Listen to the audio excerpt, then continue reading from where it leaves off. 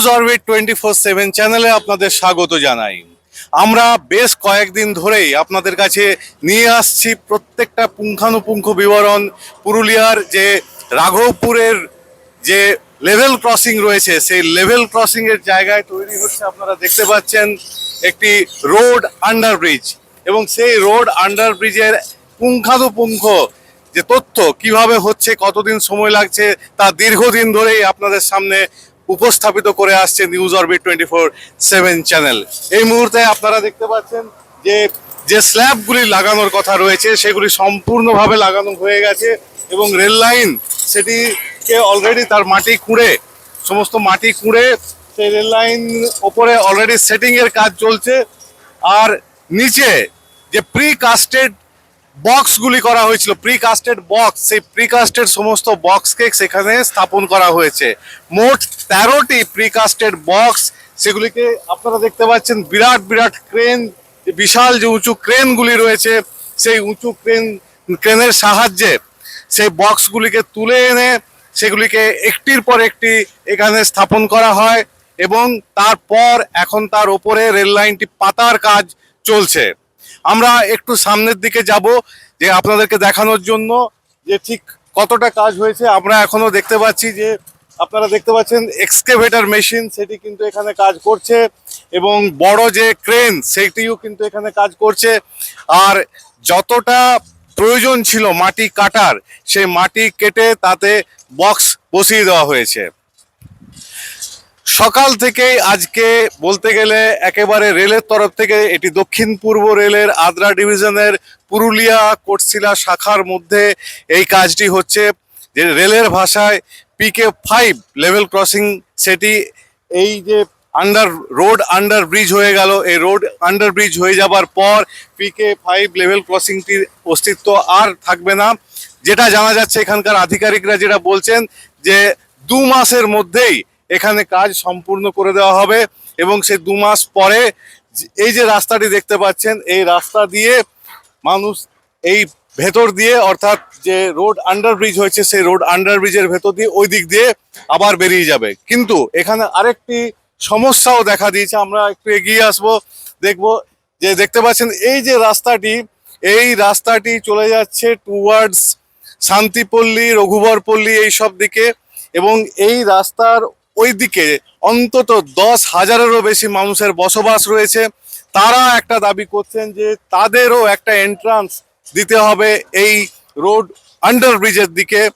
যদি তাদেরকে এন্ট্রান্স দেওয়া না হয় এবং রাঘবপুরের যে লেভেল ক্রসিং রয়েছে, আমরা দেখাচ্ছি দূরে যে লেভেল ক্রসিংটি রয়েছে, সেই লেভেল ক্রসিংয়ে গিয়ে তাদেরকে আবার ঘুরে এখানে আসতে হবে এবং সেটা একটা অত্যন্ত সমস্যার ব্যাপার হবে। এবং বিশেষ করে যারা বয়স্ক লোক আছে, রোগী রয়েছে, দমকল, অ্যাম্বুলেন্স, এই সমস্ত ঢুকতে মারাত্মক সমস্যা হবে।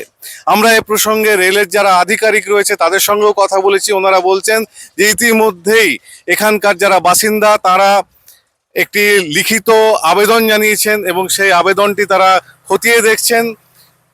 যে আবেদনে বলা হয়েছে যে এই জায়গাটিকে, যেটা ইউ আকৃতির এখন রয়েছে, সেই ইউ আকৃতির যে পাসিংটা করা হচ্ছে সেটিকে এইচ আকৃতির করা হবে, অর্থাৎ দুদিকেই এন্ট্রান্স থাকবে এবং সেই মতো ব্যবস্থা এখানে করা হবে। কবে সেই কাজ সম্পূর্ণ হবে, আদৌ এটা সম্পূর্ণভাবে যেটা যে দাবি করা হয়েছে এইচ আকৃতি, সেটা করা হবে কিনা সেটা অবশ্যই সময় বলবে। আমরা এই মুহূর্তে দেখতে পাচ্ছি যে কিভাবে কাজ চলছে, আমরা সেই বিষয়গুলি প্রত্যেকটি তুলে ধরছি আপনাদের কাছে।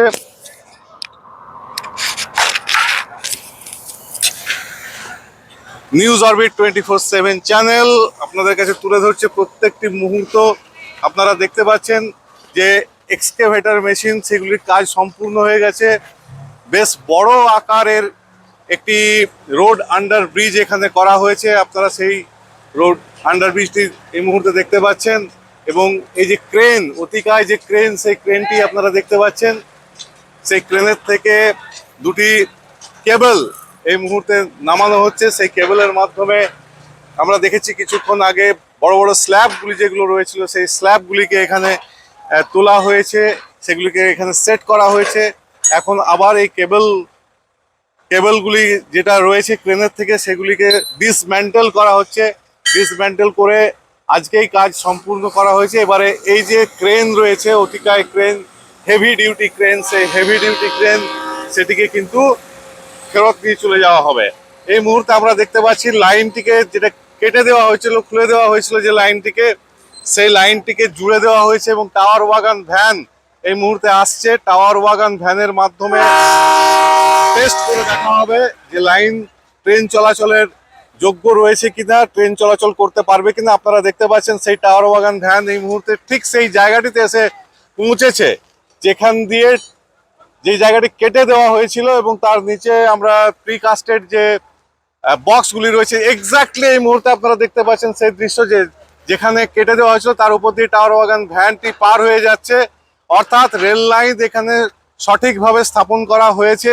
এখানে আপাতত 20 কিলোমিটার স্পিডে ট্রেন চলবে, 20 কিলোমিটার স্পিডে ট্রেন চলাচল করতে পারবে। আরও বেশ কিছুক্ষণ পরীক্ষা করা হবে, বেশ কয়েকটি। তারপরে যে finally passenger train, express train যা কিছু রয়েছে, সেই প্যাসেঞ্জার এক্সপ্রেস ট্রেন সেগুলি কিন্তু এর উপর দিয়ে চলাচল করবে। অবশ্যই স্পিড রেস্ট্রিকশন থাকবে 20 কিলোমিটার।